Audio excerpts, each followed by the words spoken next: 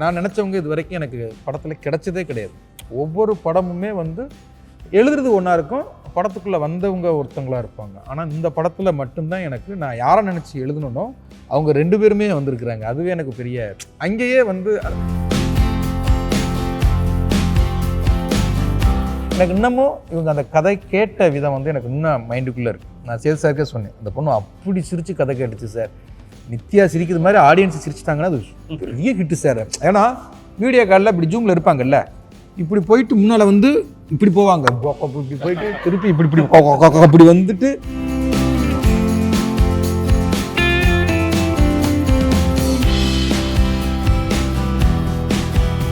நித்யா சொன்னது அப்புறம் இது ஒன்று சேர்த்து சொல்லிக்கிறேன். நான் ஒரு நித்யா வந்து கழுத்தில் பிடிச்சி சோத்தில் அடிக்கிற மாதிரி நான் வந்து கொஞ்சம் ஹார்டாக பண்ணிட்டேன்னு ஒரு ஃபீல்.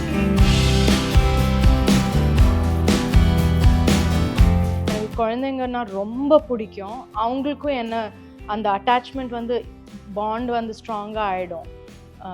எனக்கு அந்த ஒரு வெரி மதர்லி நேச்சர் எனக்கு ரொம்ப ஈஸியாக வரும். ஸோ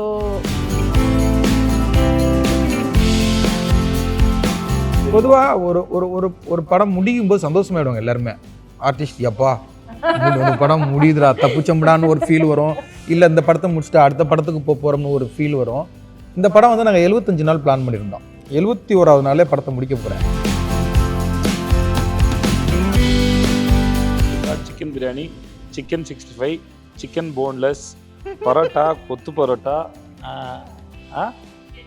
ஆஃப் பாயில், ஆம்லேட்டு, கலக்கி, அப்புறம் மீன் வறுவல், மீன் குழம்பு, கெளுத்தி மீன் குழம்பு, அப்புறம் ஐரு மீன் குழம்பு, அப்புறம் என்ன இதுல 50 நாட் பேட் சொல்லிட்டாங்க. இதுல 50% அவங்க குக் பண்ணுவாங்க.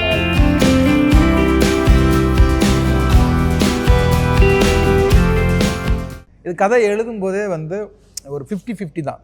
ஹீரோ கேரக்டர், ஹீரோயின் கேரக்டர் ரெண்டுமே வந்து ஈக்குவலான இது இருந்தது. அப்போ வந்து சீன் பார்க்கும்போதே அது செம்ம டஃப்பாக இருந்தோம் இது. ஏன்னா ஒரு ஆகாசவரன் நடிக்கிறதுக்கு உங்களுக்கு பேரரசி டஃப் கொடுக்கணும், பேரரசி பேசினா ஆகாசவரன், டாம் அண்ட் ஜெரி அந்த மூடு தான் படம் ஃபுல்லாகவே இருக்கும். அதுக்காக தான் ரக்கடு லவ் ஸ்டோரின்னு வச்சோம். அப்போ இந்த ஆகாசவரன் யார் அப்படிங்கும்போது கதை எழுதும்போது எனக்கு சேது சார் தான் தோணார், இவர் தான் அதை பண்ண முடியும் அப்படின்னு. ஏன்னா இவர் மட்டும்தான் பண்ண முடியும், அதை நான் உண்மையாகவே சொல்லுவேன். ஏன் மற்றவங்களாம் பண்ண முடியாதா அப்படின்னா பண்ணவே முடியாது. ஏன்னா இந்த படம் பார்க்கும்போது தான் அது தெரியும். ஏன்னா உங்களுக்கு வந்து ஒரு மாதிரி அந்த கதை ஸ்டார்ட் ஆகுறதே வந்து ஒரு மாதம் ஸ்டார்ட் ஆகும்.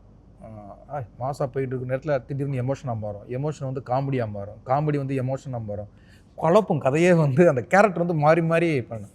அது எல்லா ஹீரோவும் பண்ணும்போது அது ஏற்றுக்க முடியுமான்னு தெரியாது, புரியுதுங்களா? காமெடி பண்ணிக்கிட்டே இருப்பார், அது சீரியஸாக மாறும், சீரியஸ் மாறுறது காமெடியாக மாறும். அப்போ மாறிக்கிட்டே இருக்கும் அந்த கேரக்டருடைய ஆர்க்கே வந்து ஒரு மாதிரியான.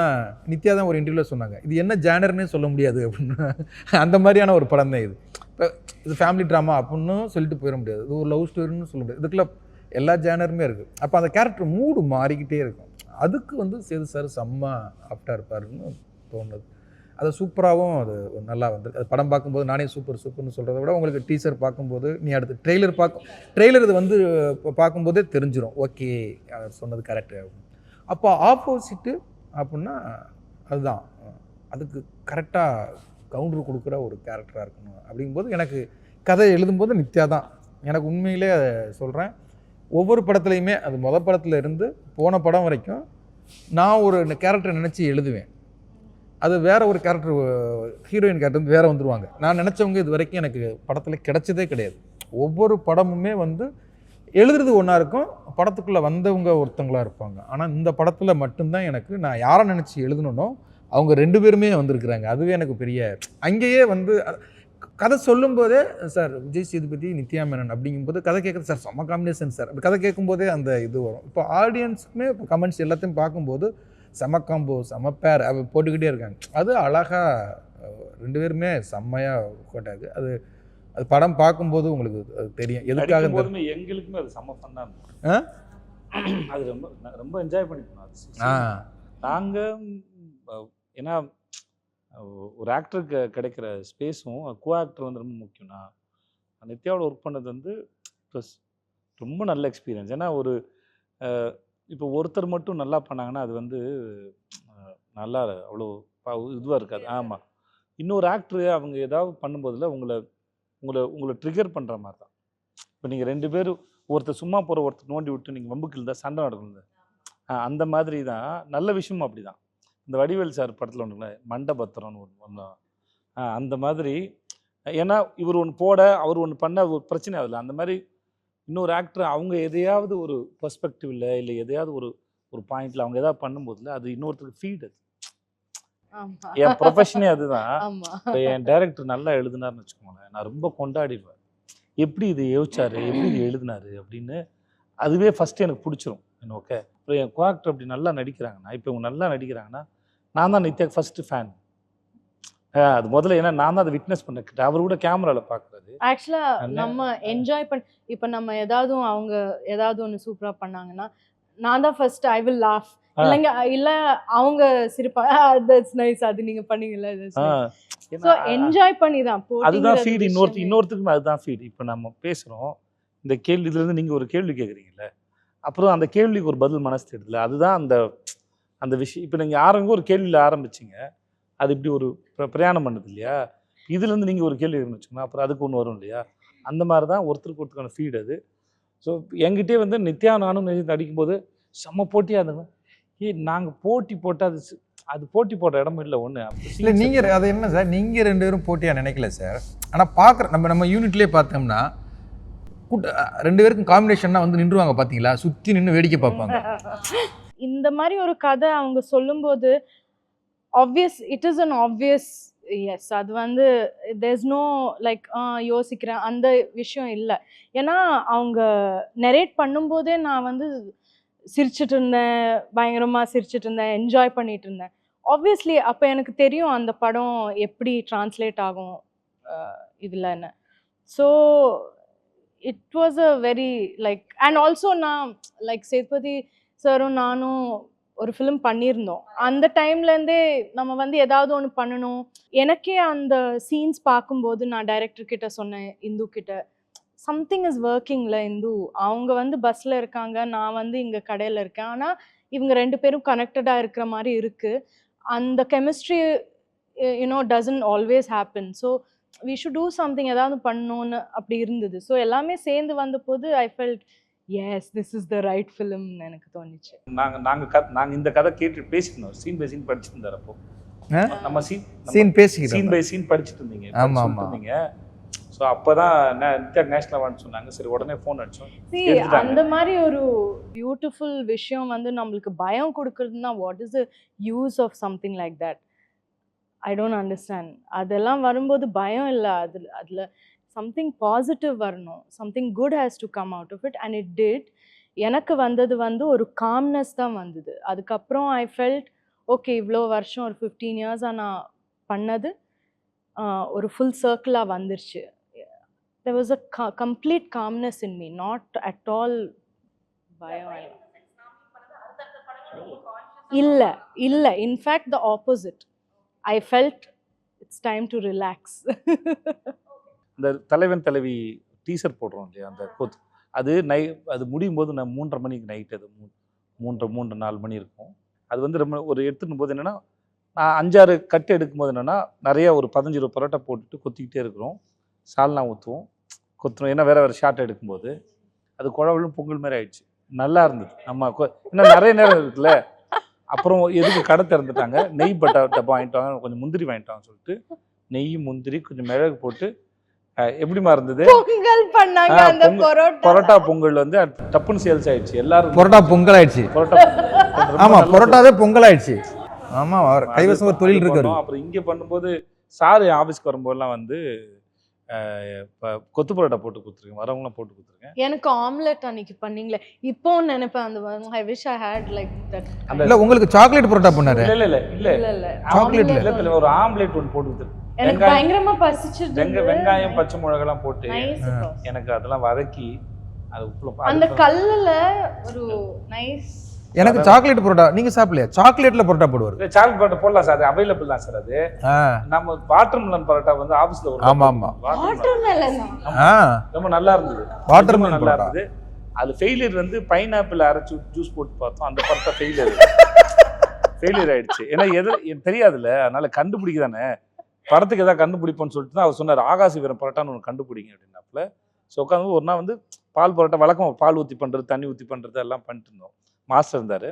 அப்புறம் ஒரு நாள் வந்து சரி வாட்டர்மெலன் வந்து அந்த தண்ணியாக இருக்குன்னு சொல்லிட்டு அதை அரைச்சி போட்டால் நிஜமாக நல்லா இருந்தது, வாட்டர்மெலன் பரோட்டா நல்லா இருந்தது. அப்புறம் ஷூட் அப்போ வந்து சார் சொன்னார், இன்னொரு ஆகாசவீரம் பரோட்டா ஏதாவது ஒன்று பண்ணலான்னு போது கொத்து பரோட்டா ரெடி பண்ணிட்டு பைனாப்பிளை லைட்டாக டோஸ்ட் பண்ணி சைடில் வச்சு அதுவும் ட்ரை பண்ணி பார்த்தோம். இந்த மாதிரி அப்புறம் வந்து ஒரு 3-in-1 காஃபி பவுடர் இருக்குது. காஃபி தோசையை ஊற்றி அது மேலே அந்த காஃபி இது போட்டு அது ஸ்வீட் இருக்கும். அது ஆக்சுவலாக அதுவும் சக்ஸஸ்ஃபுல் காமிப்பாங்க. உண்மைதான், கேட்டு பாருங்க. அது சும்மா சைடு அதுக்கு ரெசிபி காம்பினேஷன் சும்மா ட்ரை பண்ணி நம்ம வேணும்னா நம்ம ஒரு ஹோட்டல் ஸ்டார்ட் பண்ணலாம். தலைவன் ஒரு ஹோட்டல் வச்சுட்டா எனக்கு இன்வெஸ்டர் ரெடியா இருக்காங்க. நிறைய படங்கள்ல வந்து ஹீரோஸோட நேம் அததான் நான் பாத்திருக்கேன். ஹீரோஸ் அன்புக்கரசு. ஆமா ஆகாசி வீரன். ஆமா ஆமா, நீங்க சொல்றதுக்கு அப்புறம் தான் தெரியுது அன்புக்கரசு.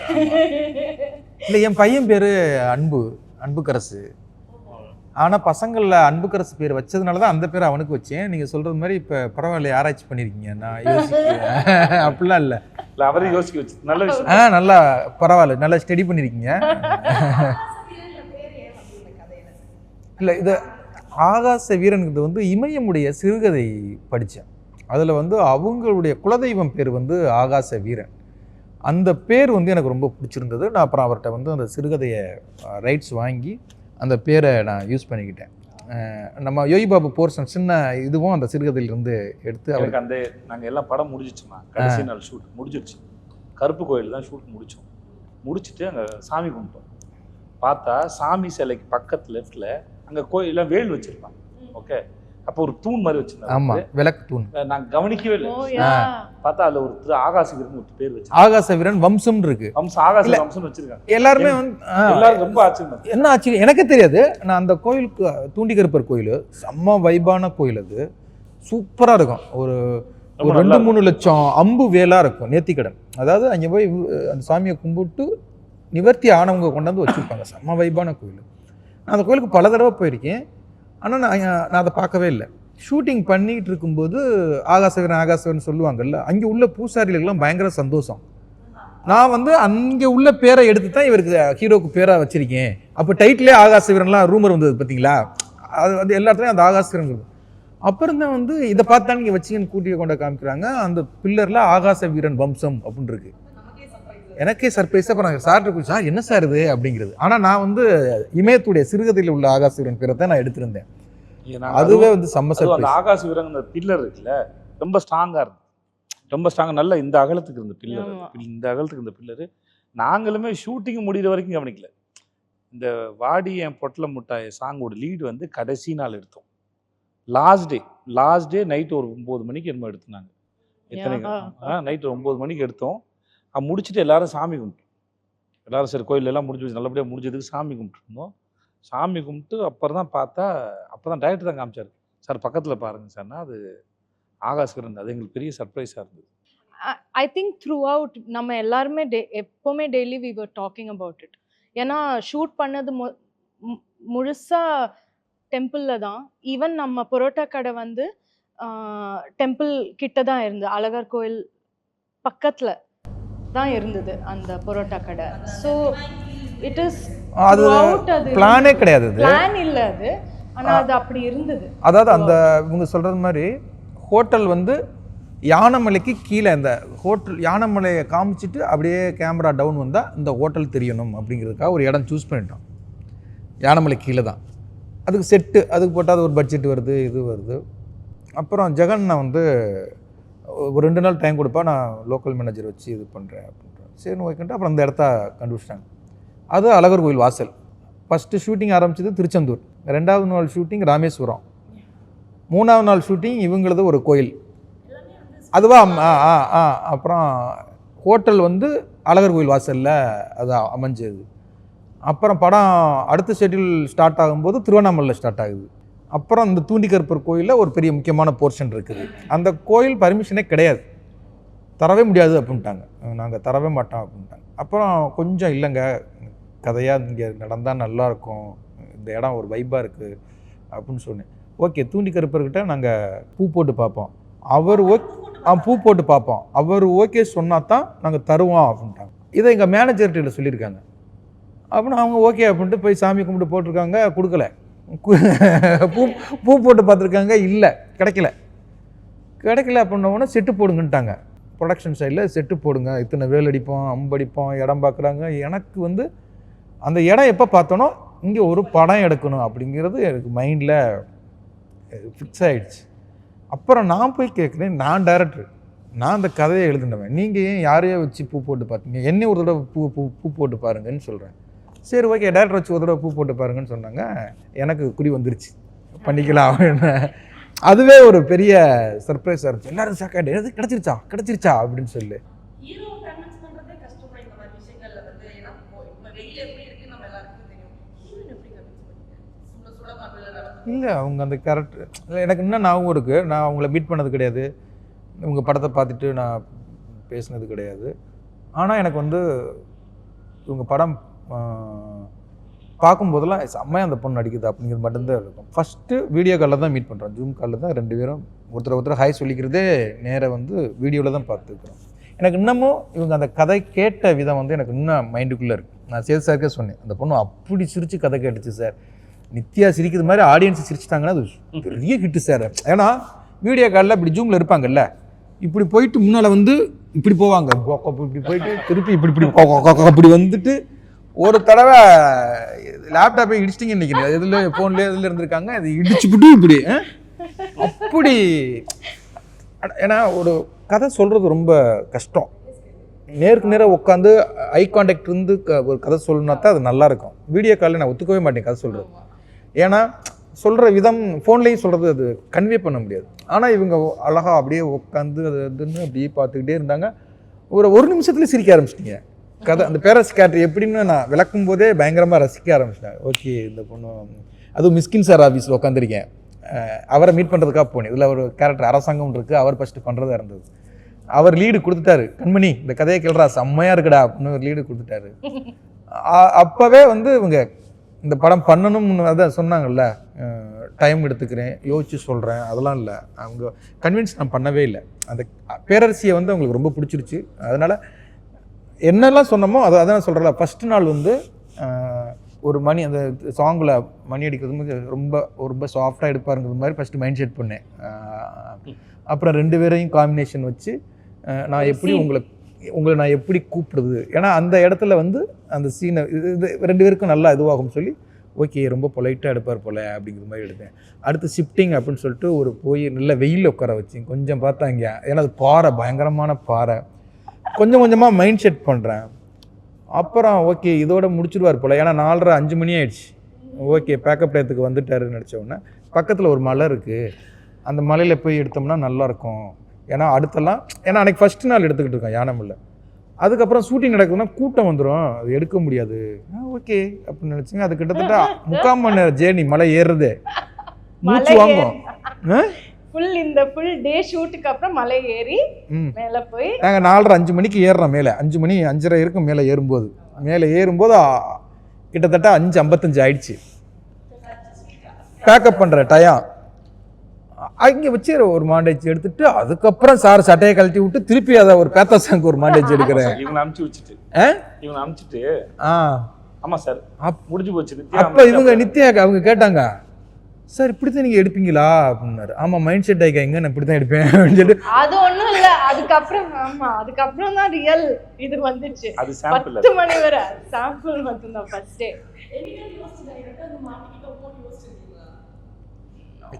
இல்லை நிறைய தடவை நினச்சிருக்காங்க 2 பேரும்.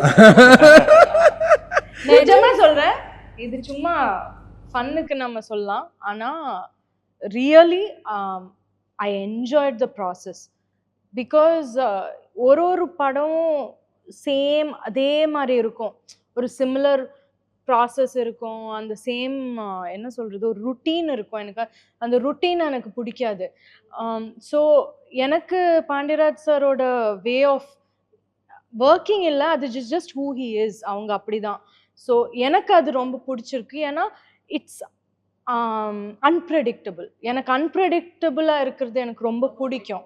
ஸோ சடனாக ஒன்று இப்போ சொன்னாங்கல்ல, ஏதோ ஒரு க்ரியேட் பண்ணுறது, அது that is creativity and that is அது க்ரியேட்டிவிட்டிங்கிறது அப்படி தான் ஃப்ளோ ஆகணும். அதை நம்ம ரொம்ப ஹோல்ட் பண்ணி இப்படி தான் பண்ணணும், இப்படி தான். ஸோ ஆக்டர்ஸ் வந்து இல்லை நான் செருப்பு போடாமல் பண்ண மாட்டேன், நான் இப்படி தான் இருப்பேன், நான் அப்படி தான் இருப்பேன்னு சொன்னால் இது பண்ண முடியாது.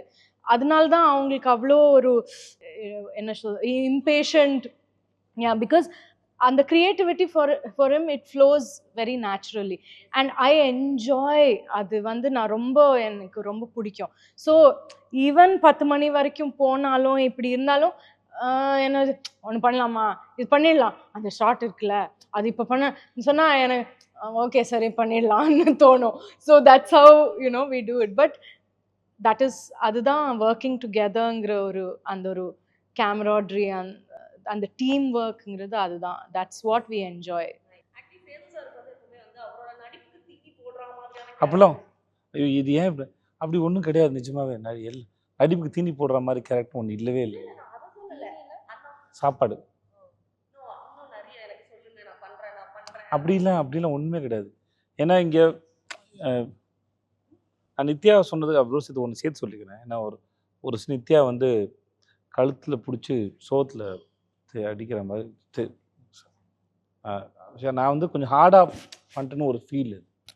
ஸோ ஹார்டாக பண்ணிட்டா நம்ம வந்து ஆணோ பெண்ணோ பட் ஒரு சாரி சொல்லுவோம்ல, சாரிம்மா காடணும் எனக்கு நடிக்கும்போது தெரியாது விடுங்க அப்படின்னு சொல்லிட்டாங்க.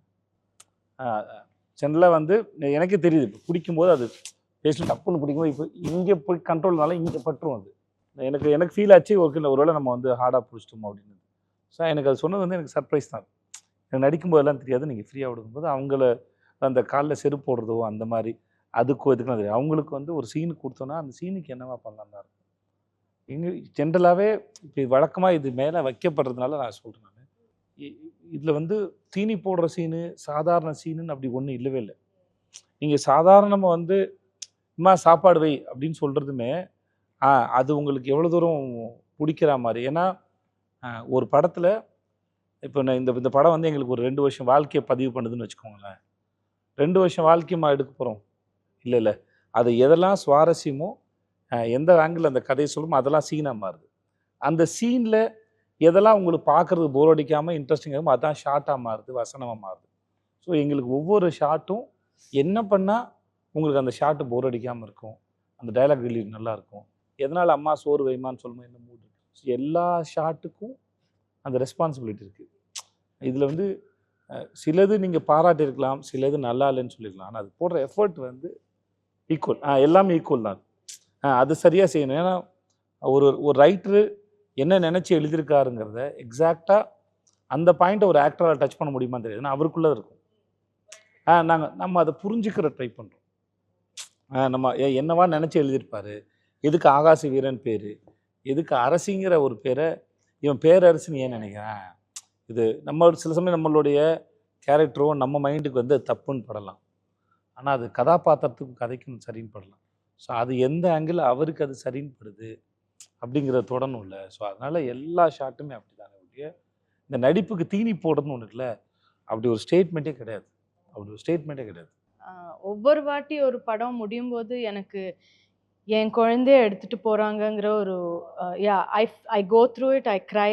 ஒரு 2 days நான் அழுவேன். It happens to me every time. எனக்கு அந்த அட்டாச்மெண்ட் வந்து எனக்கு அவ்வளோ ஸ்ட்ராங்காக இருக்கும். எனக்கு குழந்தைங்கன்னா ரொம்ப பிடிக்கும். அவங்களுக்கும் என்ன அந்த அட்டாச்மெண்ட் வந்து பாண்ட் வந்து ஸ்ட்ராங்காக ஆகிடும். எனக்கு அந்த ஒரு வெரி மதர்லி நேச்சர் எனக்கு ரொம்ப ஈஸியாக வரும். ஸோ ஒவ்வொரு குழந்தை கூட அந்த ஒரு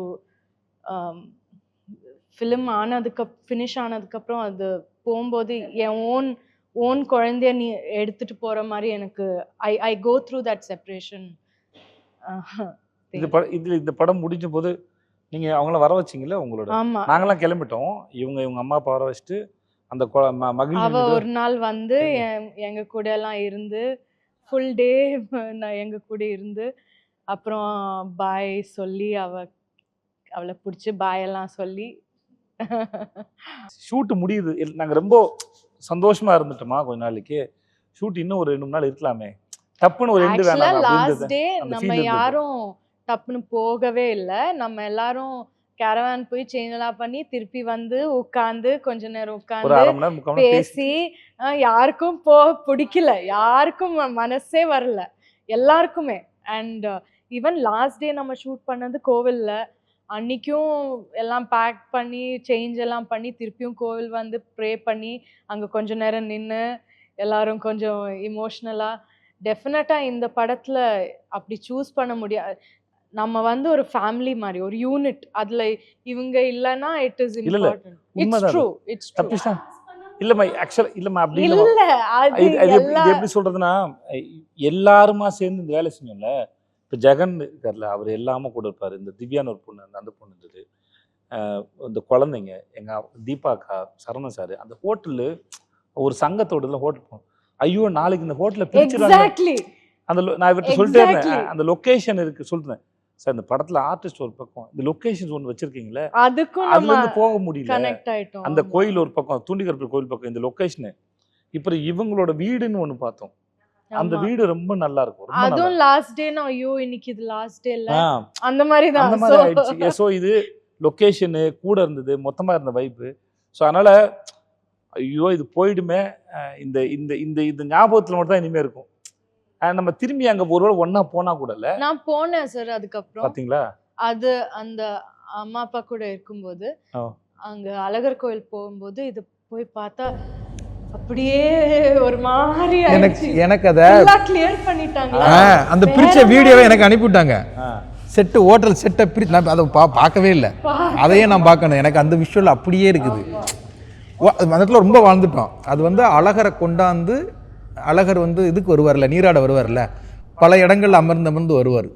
நாங்கள் செட்டு போட்டுருக்க இடத்துல அழகரை கொண்டாந்து ஃபஸ்ட்டு வச்சுவிட்டு மற்ற இடத்துக்கு கொண்டு போகிற ஒரு இடம். அந்த இடம் வைபாவே செம்மையாக இருக்கும். அது அந்த இடத்துல அவ்வளோ வாழ்ந்துட்டு பாசிட்டிவிட்டி அதை பிரித்து அதை எனக்கு வீடியோ அனுப்புறாங்க, சார் ஹோட்டலில் பிரிச்சாச்சுன்னு. நான் அந்த வீடியோ போய் பார்க்கவே இல்லை. அந்த விஷயம் ஏன்னா அது விஷுவல் அப்படியே இருக்கு. அந்த ஹோட்டல் உட்காந்துருச்சு, எல்லாருக்கும் அந்த ஃபீல் இருந்தது. என்னன்னா நாங்கள் திரும்பி அங்கே போனா கூட எங்களுக்கு வேற வேலை இல்லை. இந்த மக்களோட போனதான் அது அது ஒரு வைப். அது ஆமாம், அது நிஜமாவே அது நீங்கள் படம் பாருங்க. பொதுவாக ஒரு ஒரு ஒரு படம் முடியும் போது சந்தோஷமாயிடுவாங்க எல்லாருமே. ஆர்டிஸ்ட் எப்பா படம் முடியுதுடா தப்புச்சம்படான்னு ஒரு ஃபீல் வரும். இல்லை இந்த படத்தை முடிச்சுட்டு அடுத்த படத்துக்கு போகிறோம்னு ஒரு ஃபீல் வரும். இந்த படம் வந்து நாங்கள் 75 நாள் பிளான் பண்ணியிருந்தோம். 71வது நாளே படத்தை முடிக்க போகிறேன். 2 பேருமே தனித்தனியாக என்னை கூப்பிட்டு பேசுகிறாங்க, ஏன் அதுக்குள்ளே முன்னாலே முடிக்கிறீங்க, படத்தில் இன்னும் 4 நாள் மெதுவாக பண்ணுவோமே, சீரியல் மாதிரி நம்ம இப்படி போயிட்டே இருந்தா நல்லா இருக்கும்ல, கொஞ்சம் few years இன்னும் கொஞ்சம் தள்ளுங்கிறாங்க. எப்போவுமே எப்போ எனக்கு முடிக்கிறீங்க, என் கால் ஷீட் முடிஞ்சிருச்சு, நான் அந்த இல்லை அப்படித்தான் இருப்போம் பொதுவாக. அதுதான் இருக்கும் பொதுவாகவே. இல்லை நமக்குமே ஒரு ஒன்லைன் வச்சுருப்போம், அடிக்கிறதுக்கு ஈஸியாக இருக்கும். அப்பா இதை எடுத்துட்டான்.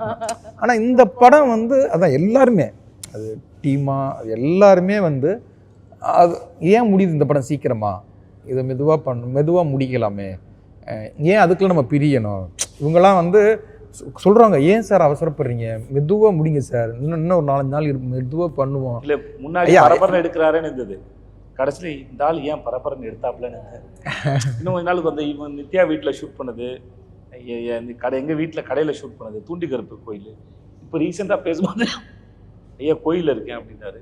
நான் சொன்னேன் இந்த படம்லாம் முடிஞ்ச அப்புறம் ஒரு முறை கோயிலுக்கு போயிடுவோம், எல்லாரும் போகலாம் தூண்டிகர் கோயிலுக்கு. நான் இப்போ போயிட்டு வந்தேன். சும்மா இப்போ சொன்னீங்க, அதான் நான் பேசும்போது சொன்னார், நம்ம ஆடியோ லஞ்சுக்கு அங்கே எல்லாரும் தூண்டிகர் போனோம், ஒரு முறை போயிட்டு எல்லாரும் வர சொன்னாங்க. ஏன்னா போய் சாமி கும்பிட்டு வந்தால் பத்தாது எங்களுக்கு. இப்போ நீங்கள் சாமி கும்பிட போனீங்கன்னு வச்சுங்களேன், ஷூட்டிங்கில் இருக்கிற அழகான விஷயம் என்னென்னா, நம்ம சாமி கும்பிட போனால் போவோம், சாமியை கும்பிட்டுட்டு வந்துடுவோம் இல்லையா. இப்போ நாங்கள் ஒரு 20-25 நாள் அங்கே இருக்கிறோம்னு வச்சுக்கோங்களேன், எங்களுக்கு அது அந்த இடத்துல இருந்து அங்கே இருக்க எல்லா கார்னர்லேயும் நாங்கள் ஷூட் பண்ணியிருக்கோம், நடந்திருக்கோம், இல்லை உட்காந்துருப்போம், ஷார்ட் லைட் நடுவில் உட்காந்துருப்போம்.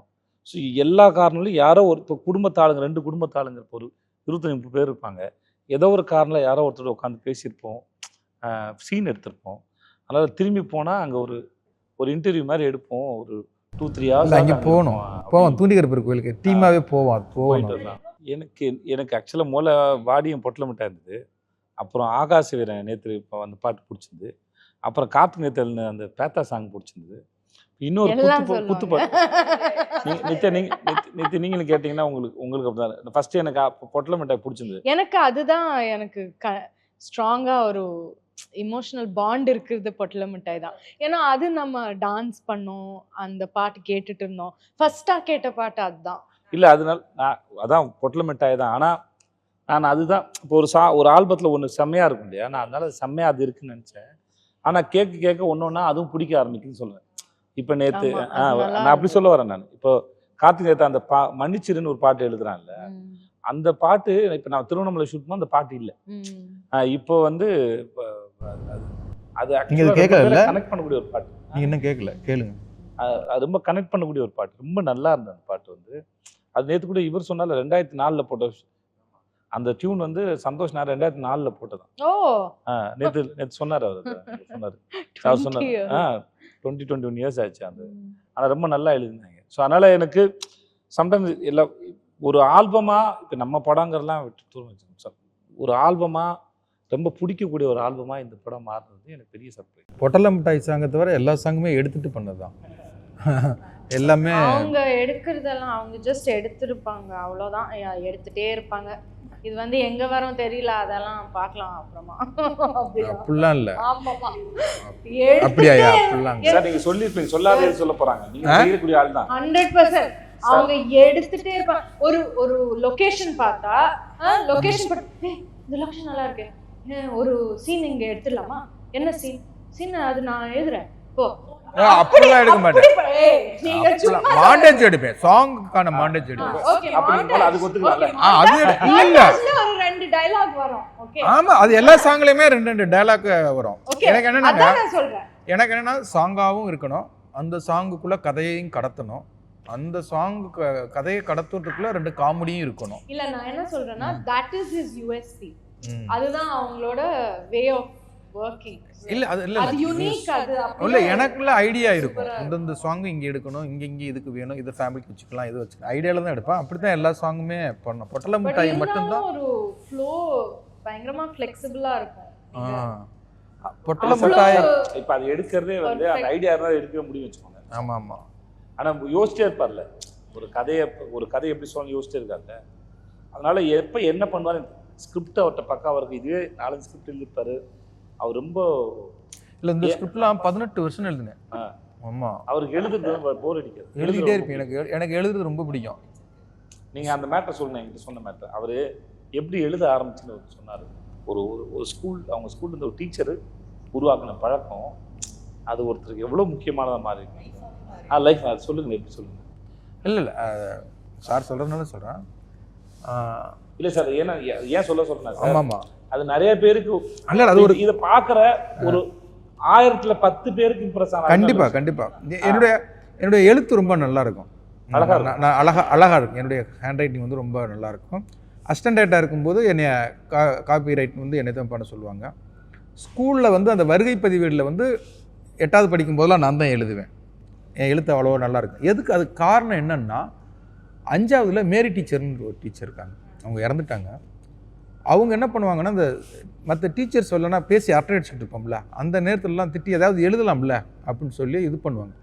அப்போ நம்ம எதையாவது எழுதி கொண்டு அவங்க கொடுத்தோம்னா, எழுத்து நல்லா இருந்துச்சுன்னா நன்று அப்படின்னு போடுவாங்க, ரொம்ப நல்லா இருந்துச்சுன்னா மிக நன்று அப்படின்னு போடுவாங்க, ரொம்ப நல்லா இருந்தால் மிக மிக நன்று அப்படின்னு போடுவாங்க. அந்த நன்றுக்கு மிக நன்றுக்கு நாங்கள் ஒரு போதை ஆகிட்டோம். அப்போ எப்போல்லாம் வந்து டைம் கிடைக்குதோ ஒரு நோட் போட்டு அது எதையாவது தமிழோ வரலாறோ அறிவியலோ எதை எழுதினாலும் ஓகே, இதைத்தான் எழுதணும், அவங்க பாடத்தை தான் எழுதணும். முக்கியமான சார், நீ எழுது, சுவாரஸ்யமா எழுதுன்னு சொன்னா நின்றுக்கும். நீ எழுது, என்ன வேணா எழுதுன்னு இருக்கு, ஆனா எழுது அப்படிங்கிற அதுக்குள்ள ஒரு பெரிய பாராட்டு இருக்குல்ல. அந்த மிக நன்று அப்படிங்கிறத வாங்கணும். நீ எத்தனை நன்று வாங்கியிருக்கே, நீ எத்தனை மிக நன்று வாங்கியிருக்கே அப்படிங்கிற, நான் தான் அதிக மிக நன்று வாங்கியிருக்கேன். அப்போ என் எழுத்து அழகாக மாறுது. என் எழுத்து ரொம்ப சுமாராக இருக்கும், கணக்கு வீட்டு பாடம் போட்டு வரும்போது சின்ன கோடு இங்கிட்டு இருக்கும், பெரிய கோடு இங்கிட்டு இருக்கும்ல, பெரிய கோடை இங்கிட்டு வச்சு சின்ன கோடை இங்கிட்டு வச்சு எழுத்து போடுவேன். எங்கள் ராமையாவத்தர் என்ன பண்ணுவார்னா, சூத்திரவாள் இப்படி தான்டா கணக்கு போடணும்னு சொல்லி இப்படி ரைட்டு போடுவார். நான் கணக்கு இப்படி போட்டிருப்பேன், அவர் ரைட்டை இப்படி போட்டிருப்பார். அப்போ என் எழுத்தே மாறுது. அந்த இன்னைக்கே என் எழுத்து நல்லா இருக்குன்னா அந்த மேரி டீச்சர் எனக்கு ஞாபகத்துக்கு வருவாங்க. இன்னைக்கும் அந்த அவங்க நல்லா இருக்குது ஒரு கணக்கு சார். சோம்பேறித்தனம் இல்லாமல் எழுதுறது எனக்கு எழுதணும்னு ஆசை வரும். ஓகே, எப்பயாவது தான் எழுதுவேன் நான். ஆனால் எழுதுன ஆசை வரும். ஆனால் சோம்பேறித்தனம் இருக்குல்ல, அது வந்து சோம்பேறித்தனம் இருக்கும், பிளாக் இருக்கும். ஏதாவது ஒழுங்காக எழுதுன்னு நினச்சி எழுதுறதுக்கு முன்னாடியே தப்பாக இருக்குன்னு நினச்சி அதை அடிச்சுக்கிறது, ஸ்பெல்லிங் மிஸ்டேக் வருது, நமக்கே போர் அடிச்சிடும். ஒருத்தர் வந்து எழுதுறது இருக்குல்ல, போர் ஒரு மாதிரி எழுது, அது இன்னைக்கு வளர்ந்து வளர்ந்து வளர்ந்து வளர்ந்து வந்து ஒருத்தர் வந்து இப்போ 18 ஸ்கிரிப்ட் எழுதியிருக்காருன்னா, எங்கள்கிட்ட படிக்கும்போதும் சரி, ஆஃபீஸில் உட்காந்து படிக்கும்போது எனக்கு இது எப்படி தெரிஞ்சுன்னா, ஒரு நாள் ஆஃபீஸில் சீன் பை சீன் படிச்சுட்டு இருந்தார். அப்போ படிச்சும்போது எதாவது தோணும்ல, அவருக்கு சரின்னு பட்டனா இது நல்லா இருக்குது அப்படின்னு சொல்லி அவர் உடனே எதை எழுதிடுவார். எழுதும்போது தான் கேட்டேன், சார் உங்கள் கையெழுத்து நல்லா இருக்கு சார், எப்படி சார் அப்படின்னு கேட்டேன். அப்போ தான் இந்த விஷயத்தை எனக்கு சொன்னார். ஸோ இன்றைக்கி அது வந்து ஒரு எங்கேயோ ஒரு சின்ன பழக்கம் இன்றைக்கி இவ்வளோ பெரிய இல்லை. இன்னைக்கும் அந்த எழுத்து பழக்கம், இன்றைக்கி கம்ப்யூட்டர் வந்துருச்சு, எல்லாம் டிடிபி அடிக்கிறாங்க, எனக்கு அது வரவே வர கையில் தான் எழுதுனேன். எனக்கு அதை அடித்து அதை என் கை பேனாவில் எழுதுனா தான் அது எனக்கு ரொம்ப பிடிக்கும். அது ரொம்ப எனக்கு எழுதுறது வந்து அன்னைக்கு எழுத ஆரம்பித்தது இன்றைக்கும் உட்காந்து எழுதுறது ரொம்ப பிடிக்கும். எனக்கு எழுதுறது ரொம்ப பிடிக்கும். சில பேருக்கு பிரியாணி பிடிக்கும்னு சொல்லுவாங்கள்ல, பிரியாணினா செம்மையாக சாப்பிடும்னு சொல்லுவாங்கள்ல, அந்த மாதிரி எனக்கு எழுதுறது வந்து செம்மையாக பிடிக்கும். அவங்க எக்ஸ்பிளைன் பண்ணுறது, இன்ஃபேக்ட் பேரரசி எனக்கு first one of the few times நான் வந்து கம்ப்ளீட்டாக டைரக்டர் மேலே லீன் ஆனது இந்த படத்தில் தான். ஏன்னா பேரரசி எனக்கு ரொம்ப it's different from me. So எனக்கு அவ்வளோ ஃபெமிலியாரிட்டி இல்லை.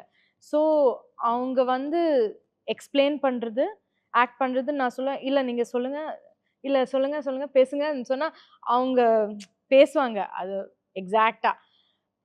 அப்போ அதை அப்படியே பார்த்து அப்படியே அதை இம்பைப் பண்ணது எனக்கு பேரரசி. ஃபார் மீ அவங்க தான் இன்ஸ்பிரேஷன் அதுக்கு.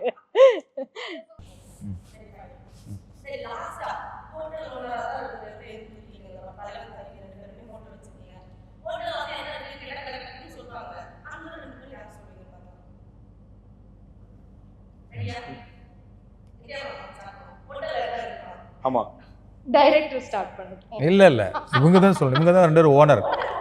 அவங்க தான், நீங்க தானே எழுதுனது, நான் நீங்க தானே ஃபுல்லா எழுதுனது. நான் 10 கடகடன் வரிசையாக சொல்லணுமா? 10 வேணும். மட்டன் பிரியாணி, மட்டன் கோலா, mutton chicken, mutton biryani, mutton கோலா, அப்புறம் மட்டன் சுக்கா. இல்லை இவங்களை ஃபஸ்ட்டு சொல்லுங்க, நான் ஆர்டர் பண்ணி. சரி, mutton biryani, hero biryani, mutton கோலா, மட்டன் சுக்கா, chicken biryani, chicken 65, chicken boneless, parotta, கொத்து பரோட்டா, ஆஃப் பாயில், ஆம்லேட்டு, கலக்கி, அப்புறம் மீன் வறுவல், மீன் குழம்பு, கெளுத்தி மீன் குழம்பு, அப்புறம் ஐரு மீன் குழம்பு, அப்புறம் என்ன இதுல 50 நாட் பேட் சொல்லிட்டாங்க. இதுல 50% அவங்க குக் பண்ணுவாங்க ஆல்சோ. தெரிஞ்சு இல்ல நல்லா சாம்பார் அவரு. ஓகே நான் சொல்லலாம். ஓகே, தலைக்கறி, குடல் கறி, ஈரல் கறி, ரத்த பொரியல், மட்டன் சுக்கா, மட்டன் லிவர், மட்டன் சோரோட்டி, மட்டன் பிரெயின் ரோஸ், மட்டன் நல்லி ரோஸ், மட்டன் கோலா. அப்புறமா சிக்கன்ல நாட்டுக்கோழி chicken, chicken 65, Chettinad chicken, chicken lollipop, ஐர மீன் குழம்பு, நெய் மீன் குழம்பு, விரால் மீன் குழம்பு, முதல் மரியாதை கெளுத்தி மீன் குழம்பு, வாவல் ரோஸ், நெத்திலி ரோஸ், பெப்பர் மீன் போன்லெஸ். அப்புறமா இருந்தது என்னது, புறா சாப்ஸ். அவங்க மதுரையில வாங்கி சாப்பிட்ட ஐட்டம் பூரா சொல்றாங்க உங்களுக்கு. நான் வெஜிடேரியன், நான் இதெல்லாம் சாப்பிடல. பட் யா, ஆமா அதான் சொல்றேன். அவங்க சமைச்சு நான் வந்து வெயிட்ரஸ் ஆர்டர் எடுத்து நான் வந்து இதெல்லாம் சொல்ல முடியும். ஆனா ஒன்று நிச்சயங்க, இந்த படம் பார்க்கும்போது கேன்டீனில் வந்து பயங்கரமாக கூட்டம் இருக்கும். ஆமாம், இன்டர்வல் முடிஞ்ச உடனே பசிக்க ஆரம்பிச்சிடும். எப்படா இன்டர்வல் வாங்கி சாப்பிடலாங்கிற ஒரு பயங்கர மதுரை குசின் சாப்பிட ஒரு அது பயங்கரமாக இருக்கும். படம் முடிஞ்ச உடனே ஸ்ட்ரெயிட்டாக விட்றா வண்டியை ஹோட்டலுக்கு அப்படின்னு சொல்லி ஃபேமிலி எல்லாமே ஹோட்டலில் போய் சாப்பிட்டு தான் போவாங்க. கண்டிப்பாக அந்த படம் வந்து சாப்பிடணும் அப்படின்னு ஒரு டெம்ப்ட் பண்ணி விட்டுரும். அந்த மூட் இருக்கும். ஏன்னா டீட்டெயிலாக பண்ணியிருக்கான். இந்த மலையாள படங்களில் தான் அந்த உணவுகளை வந்து அழகாக இது பண்ணுவாங்க. இந்த படத்தில் வந்து உணவை வந்து பயங்கரமாக டீட்டெயில் பண்ணியிருக்கு. இப்போ இவங்க சொல்கிறாங்கல்ல, அந்த மாதிரி எச்சி ஊருன்னு வச்சுக்கோங்களேன். போன உடனே ஒரு வெட்டுங்க போங்க.